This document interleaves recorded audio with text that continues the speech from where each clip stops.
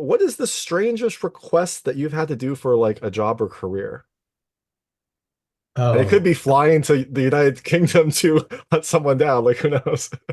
one time I was in Somalia and I had to participate in a wedding on the spur of the moment.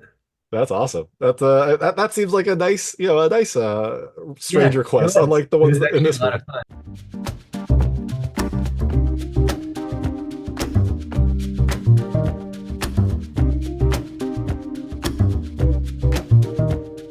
Hey everyone, it's David Stark from Watcher Pass, and today I'm talking to Scott Johnson, an investigative journalist, consulting producer, and contributor to Hollywood Con Queen, which is coming to Apple TV Plus on May 8th, 2024. I'm going to talk to him right now, and while you're watching, if you can like and subscribe to this channel, that would be fantastic. I'll spread a lot. Thank you. So, thanks so much for joining me today. I've got Scott Johnson, an investigative reporter, consulting producer, and contributor to Hollywood Con Queen, which comes to Apple TV Plus on May 8th, 2024.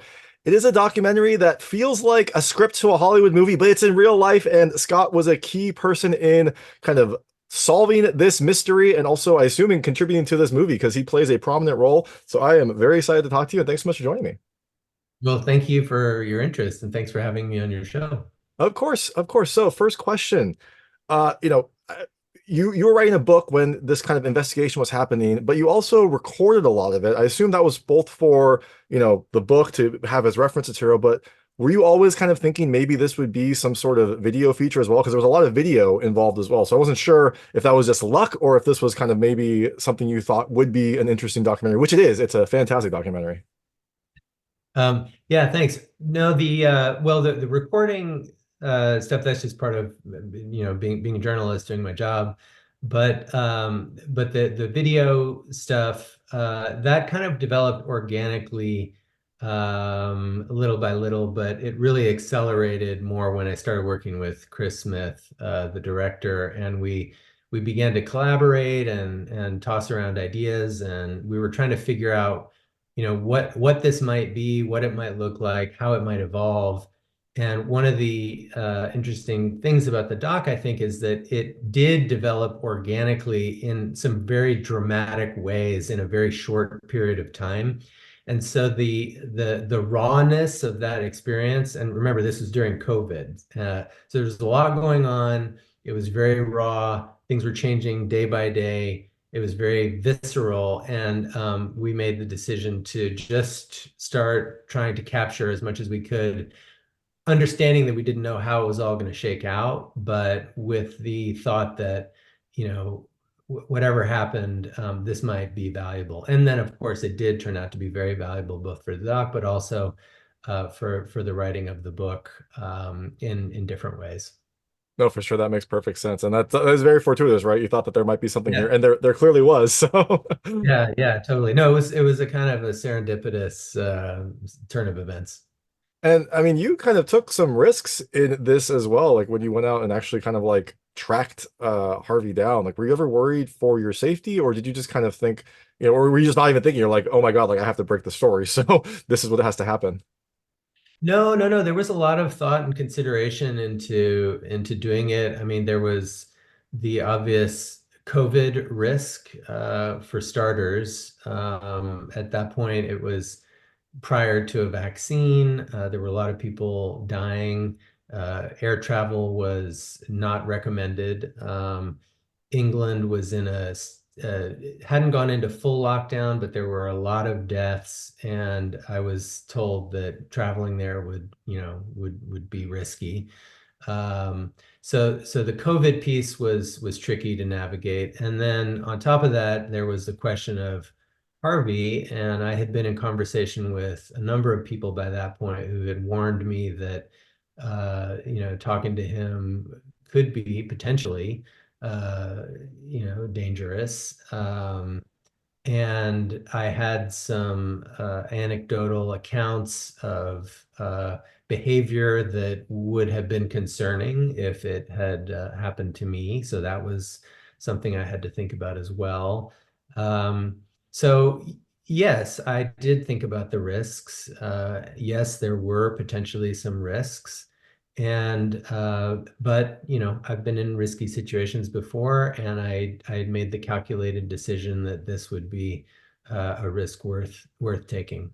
Yeah, no, definitely a risk worth taking, and thankfully nothing bad happened to you that we know of. Um, Yeah. it seemed like Harvey was fairly open with you when you were finally like talking to him. It feels like he probably considered you a friend. Did he ever like try to con you? I wasn't sure if there were things that didn't make it in the documentary, or if there did he ever try to like work his angles, or was he fairly genuine once he was finally able to tell the story? It was a little of both. I think he was at times very genuine and with me, and certainly he opened up about a lot of things and told me a lot of things about his life, many of which turned out to be true. So I think there was a level of trust that was engendered, and that was satisfying. At the same time, I do think he tried to get inside my mind in a number of different sort of twisted ways, and I think on a few occasions he succeeded. Some of that is in the documentary, but not all of it.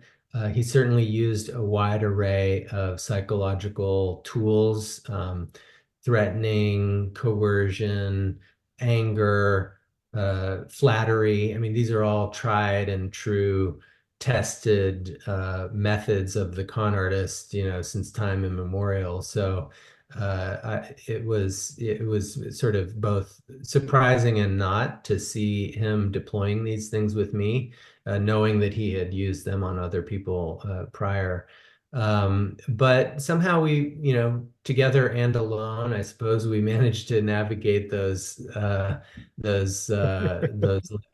minds and kept having conversations. Not all of which were satisfactory, but I think on the whole, I felt satisfied that I had gone in search of trying to understand him, and he met me some part of the way. Yeah, for sure. And you had a very close, business, not business, but I guess research relationship with him. We were talking multiple times a day for a very extended period of time. And then, if you watch the documentary, there's a natural endpoint to those conversations. And I was curious, after this, after, all the events that went down in the documentary, have you talked to him since? I mean, you were basically, not best friends, but you were very professionally close for a long period of time. I'm wondering if you had a chance to like reach out to him since kind of the end of the events in the documentary. No, I haven't. Uh, I mean, I did make one or two attempts to let him know that I was available to talk if he would like, and that was not reciprocated. He's been in custody since then, and so perhaps on the advice of his lawyers, that was not advisable. I don't know, but no, I haven't spoken to him since then, and I'm okay with that. Yeah, it seems like it was a fascinating conversation, but also one that kind of was very emotionally and physically draining for you over this period of time. Yeah, yeah. So I know we have limited time. I'm going to switch to a lightning round of just lightweight questions about the movie. I want to see how your personal experiences map to things in the film. They probably map very closely since you are a main part of the film, but you can feel free to skip any of them. I won't be offended, but I try to keep them very answerable. Okay. First question, have you ever been catfished? Uh, uh, uh, yes. I mean, attempts have been made, but I haven't so far fallen for any that I know of, unless my memory is slipping. But no, I don't think I've successfully been catfished. Excellent. Always vigilant, especially in your line of work. That makes perfect sense. Have you ever been to Indonesia? Yes. Awesome. What is the strangest request that you've had to do for like a job or career? And it could Oh, be flying to the United Kingdom to hunt someone down. Like who knows?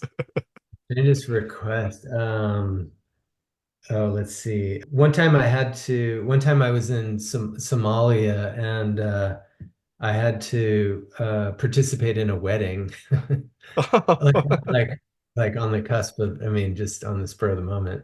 That's awesome. That seems like a nice strange Yeah, it request, was. unlike the It ones was in actually a this lot movie. of fun. Yeah. It was. Have you ever had to impersonate someone? It could be for fun, it could be for work.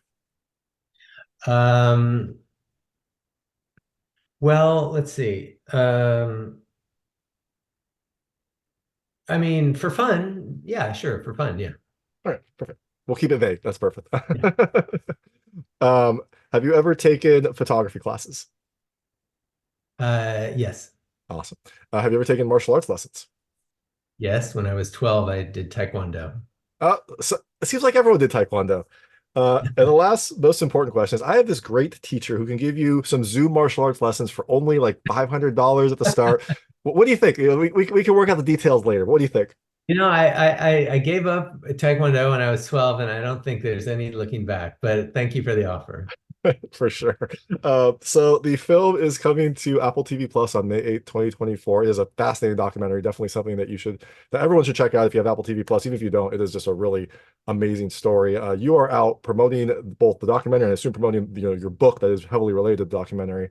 But after people see this, is there anything they can look forward to from you? Or are there any other books or films you are working on that they can look forward to after they see Hollywood Con Queen? There will be. I guess watch this space. You can visit my website if you want, scottcameronjohnson.com, or I'm on Instagram and Twitter as well. I have very few followers, but feel free to stop by. And yeah, stay tuned. I'll have more stuff coming. I can't say what it will be just yet, but I'll have more stuff. That makes sense, given the kind of like nature of what this documentary follows. I can see why you would not want to talk that much about your work until it's out in the open and everything is safe. So that makes perfect sense. So you can look forward to future work by Scott Johnson. Before that, check out Hollywood Con Queen coming to Apple TV Plus on May 8th, 2024. It is just a really fascinating documentary about this insane con that feels like it should be a movie script. It probably will be at some point, but for first time, you can check out the actual story behind it. This is Scott Johnson, who was an investigative journalist and one of the consulting producers and contributors to the film. Thank you so much for your time. Thank you so much for your interest, and have a great day. Awesome. Thank you. You too. That was Scott Johnson talking about Hollywood Con Queen, which is coming to Apple TV Plus on May 8th, 2024. It is a fascinating documentary about a scam that feels like it should be in a Hollywood movie, but it is real life. I really enjoyed it. It's a very interesting documentary, and it's on Apple TV Plus, so you can watch it at home. Just make sure not to accept any strange jobs from people after you watch it. If you like this interview, please like and subscribe to this channel. It helps me out a lot. Make sure all my new content goes straight to you. Thank you.